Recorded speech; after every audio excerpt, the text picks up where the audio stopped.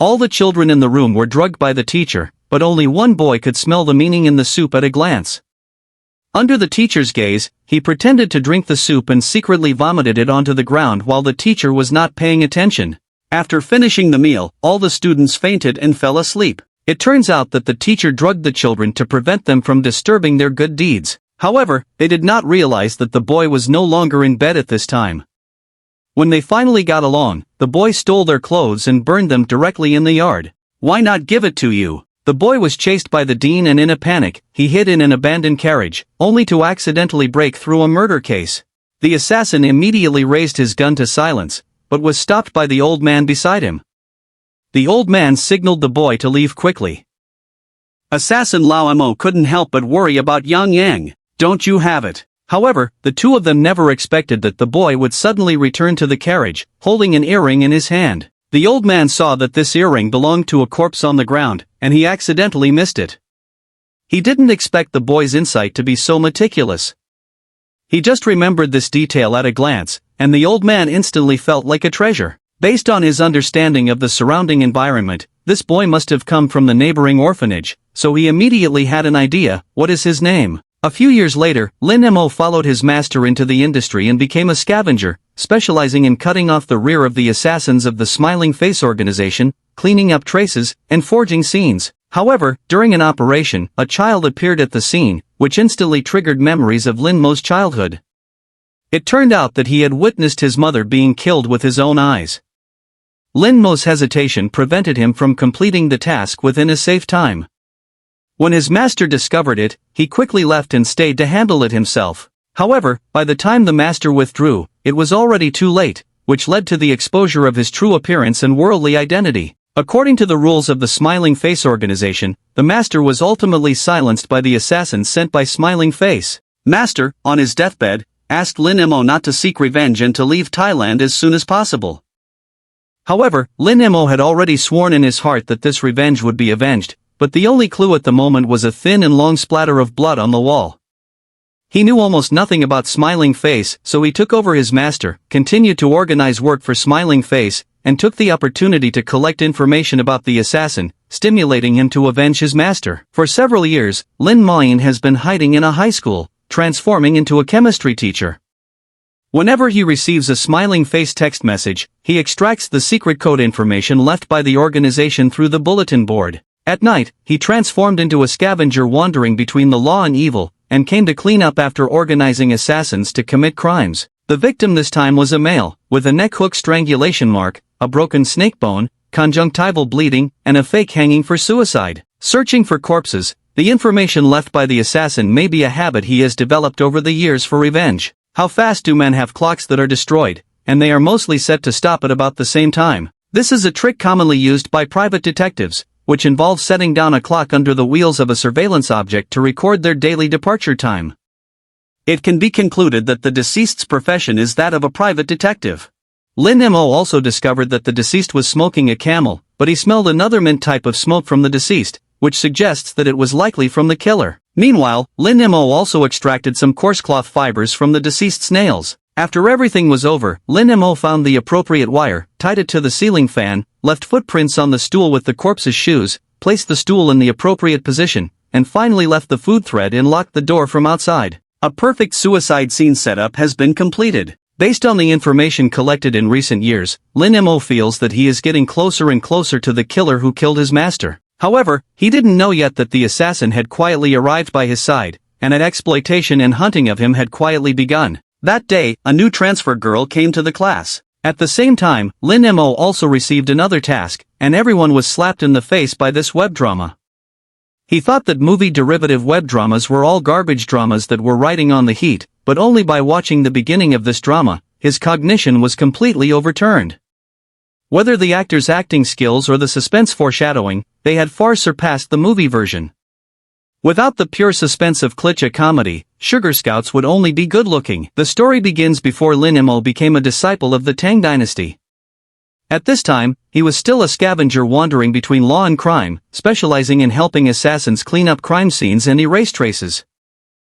That day, he received another task to deal with a murder scene. Unexpectedly, halfway through, the car was blocked by an old man in a wheelchair. Helpless, Lin Mo had no choice but to get off the car and take away the branch that was not in the wheelchair, pushing the old man to the roadside. However, as soon as he drove away, the old man showed a strange smile. Subsequently, he stood up directly from the wheelchair, grabbed the handle of the wheelchair, and with a forceful pull, the handle turned out to be a disguised dagger. A few minutes later, Lin Mo arrived at his destination. He cleverly avoided all the cameras by using pedestrians or obstacles along the way, but soon arrived at the slender flying sword on the wall of the deceased's room, with bloodstains. Same technique, same killer. This is clearly the same person as the assassin who killed his master back then, which is also the reason why he has been engaged in this profession and found this assassin to avenge his master. However, he still didn't know that he had fallen into the other party's trap. The victim's blood is still hot, so the killer should not have left for more than 5 minutes. The victim's fingertip protruded on one side, possibly due to excessive writing. Lin Mo concluded that the deceased should be a writer. In addition, he used his super long sense of smell to smell a special smell, which should come from a special perfume. Meanwhile, he also found a flower shop card on the victim's body. However, at that moment, he suddenly smelled gunpowder coming from outside the door. Originally, the police received an anonymous phone call stating that someone was committing murder here. At this moment, dozens of police officers had already circled towards the room. With the sound of broken glass inside the room and the order of Detective Lang, the police immediately broke through the door and entered. However, at this moment, in addition to the bodies on the bed, there were also shattered window glass in the room. And just as everyone thought Lin Mo had jumped out of the window to escape, he suddenly flashed out from behind the door and quickly escaped from the room, taking advantage of everyone's unpreparedness. The police immediately followed closely behind and chased out. However, even though there were already people left behind downstairs, they were still managed to escape by Lin Mo's Tang Mo dance, and the crowd who had infiltrated downstairs to dance disappeared without a trace. Lin Mo came to a flower shop through that card, and finally he smelled that special perfume on Ivy, the owner of the flower shop. Just as Lin Mo was about to leave, Ivy voluntarily left his phone number and promised to sell him a bottle another day. On the other hand, after investigation by the police, the deceased's name was Kunta, a writer who had just been married for 3 months. Although Lin Mo evaded all the surveillance footage at the scene at the time, Sasha discovered that he had passed by a car in front of him. So the police quickly found the car and quickly found Lin Mo's proof from the driving recorder inside the car. Meanwhile, Lin Mo's fingerprints were also detected on the weapon left by the killer at the scene. In an instant, Lin Mo became the biggest suspect. Sasha and Chang found the deceased's newlywed wife, who was Ivy that Lin Mo had seen before. However, when Chang took out Lin Mo's photo, for some unknown reason, he shook his head and said he had never seen it before. When the police just left, he sent a message to Lin Mo asking him to get perfume from the store. The next day, Lin Mo arrived as promised, but unexpectedly was drugged by AI Wei in the tea. It's okay. Lin Mo didn't expect that she capsized in her sewer and was actually drugged by Ivy. When she woke up again, she was already tied to a chair in all sorts of ways. It turns out that when Lin Mo said that she had smelled the perfume on Ivy, Ivy began to suspect her, because this perfume was made by herself privately, and the only thing she could touch was her husband Kunta, so Lin Mo must have seen Kunta, or even she was the murderer of Kunta. Seeing that Lin Mo was not telling the truth, Ivy immediately dialed the alarm number. She only gave Lin Mo 10 seconds, otherwise if the phone was answered, he would call the police. Helpless, Lin Mo had no choice but to reveal the truth. He was just a cleaner at the crime scene, going to the scene to destroy evidence for the killer. He only followed the rules and didn't know who the killer was. In this situation, it is difficult for anyone to tell a lie so smoothly. Ivy believed he was telling the truth, but he still decided to make a mistake and never let go. But at this moment, a customer suddenly arrived at the store, and Ivy could only temporarily block Lin Mo's mouth and go outside to deal with the customer. After Avril left, Lin Mo began to look around, seeking a way to escape. In the end, he turned his gaze to a glass bottle on the cabinet. So he moved the chair closer to the cabinet and began shaking it vigorously. Ivy finally managed to get rid of the guest, but by the time he returned to the room, Lin Mo had already disappeared and was immediately pinned to his neck with a knife. It's up to Lin Mo to ask Ivy this time to tell him everything he knows. But at this moment, another customer entered the store ahead, and Lin Mo didn't want to delay the time, so he simply kicked the customer out. But as he was about to close the door, his student Brace's sister walked in and said, looking at the slender splatters of blood on the glass, Lin Mo knew that he had found the killer who had killed his master. Turns out the teeth girl was a smiley killer, pretending to be a student and approaching Lin Mo just to get rid of him. The braces girl looked weak, but her attack was extremely fierce. With one move, she switched hands and almost cut off half of Lin Mo's head. Even though Lin Mo tried her best to deal with it, she quickly fell into a disadvantage. As the braces girl's dagger was about to penetrate his heart, luckily Ivy inside the room broke free from the rope and sprayed a bottle of insecticide all over the braces girl's face. Avril pulled up Lin Mo and quickly escaped. The two of them crawled into the crowd in Chiron, only to be chased by the braces girl. In the end, relying on Ivy's handful of chili noodles, the two finally broke free from the braces girl's pursuit. At the same time, the police discovered many suspicious points from Ivy. At the age of 14, Kunta immigrated to Thailand and became her fourth husband. The police also found that her first 3 marriages were very similar, with all her partners being super rich and dying mysteriously shortly after marriage. 2 of them died in suicide and 1 in a car accident, which seems to coincide with rumors about the Smiling Face organization, seeking beautiful women to lure wealthy individuals into marriage, then finding assassins to kill these wealthy individuals, and finally using marital relationships to transfer all assets. On the other side, Lin Mo, who had escaped pursuit, took Avril to the roof, which provided access to the safe house he had prepared in advance. However, just as Avril walked up a section of the wooden planks, Chanel, Ivy, I didn't expect that since the moment she set foot on Thai soil, she has stepped into hell with 1 foot. The despicable and shameless stepfather not only snatched her bag, but when his mother found out and tried to argue with her, he was pushed down the stairs by her and fell to death on the spot. The death of her mother completely deprived Ivy of her livelihood.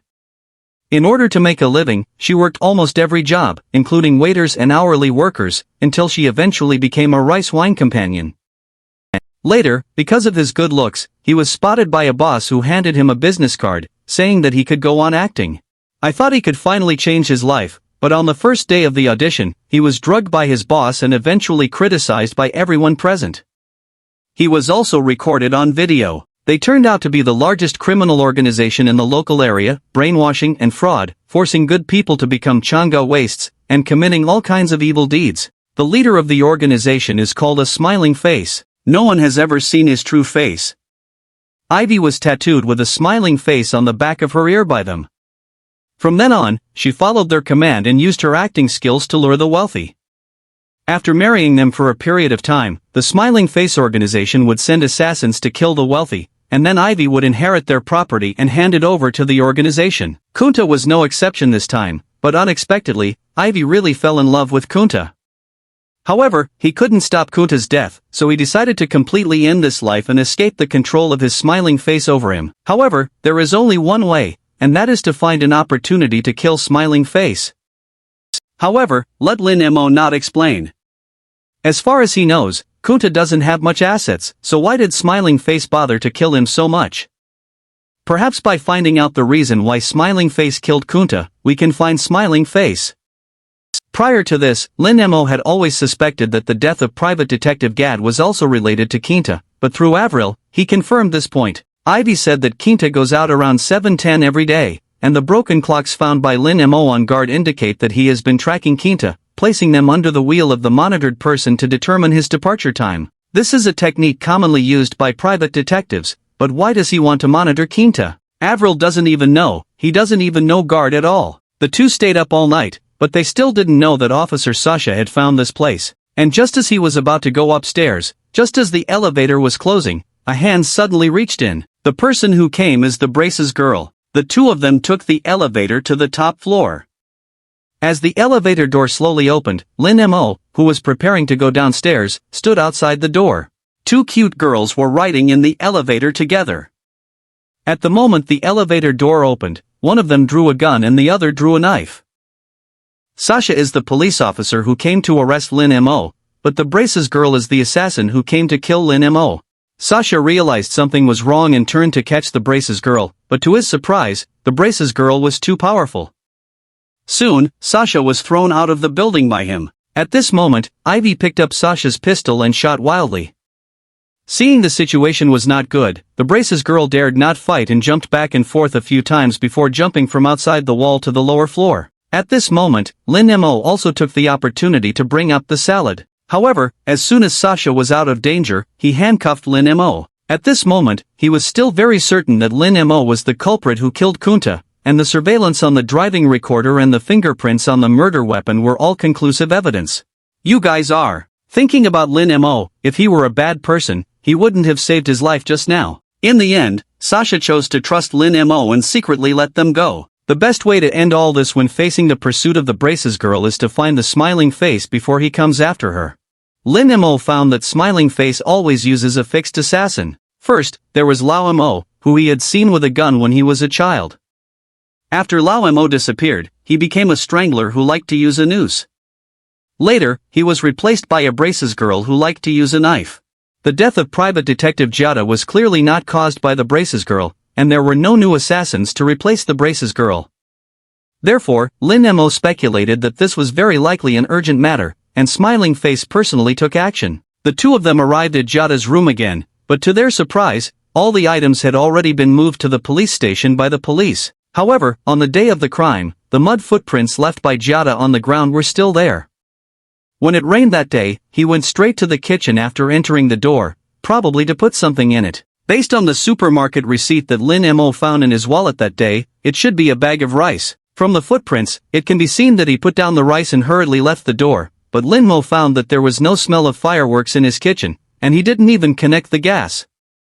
What does he buy rice for? This is Lin Mo's recollection of the scene where he was killed in Gad that day, and he did not see his phone, so it is likely that Gad's phone was in water. He bought rice to absorb the moisture from his phone. The supermarket records show that he bought rice at 8:40, but Lin Mo arrived here at 10 o'clock after receiving the task. By this time, Guard had already died for about 40 minutes, which means that Guard had only left and returned for a total of 20 minutes. Lin Mo boldly speculated that he was in a hurry to buy back the rice and absorb the moisture from the phone, indicating that the things inside the phone were very important. He hurriedly left again and returned in a short time.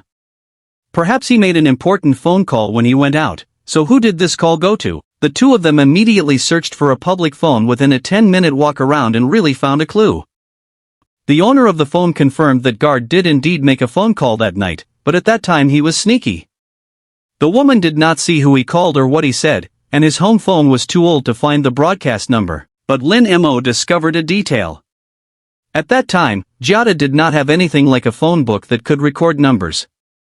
In this era of excessive reliance on mobile phones, almost no one could remember a complete string of phone numbers, so the number he dialed must be something he could remember without thinking about it. Finally, Lin Mo decided to seek the help of Detective Sasha, not to mention that the bag of rice containing the phone was also inside the police station. And as Lin Mo and Ai Wei continued to interact, they gradually developed feelings for each other and eventually came together. But just as the two of them were chatting, someone in the police station was already searching for that phone. "What are you doing?" Nose in glasses, who had already finished work, ran out to chat about girls.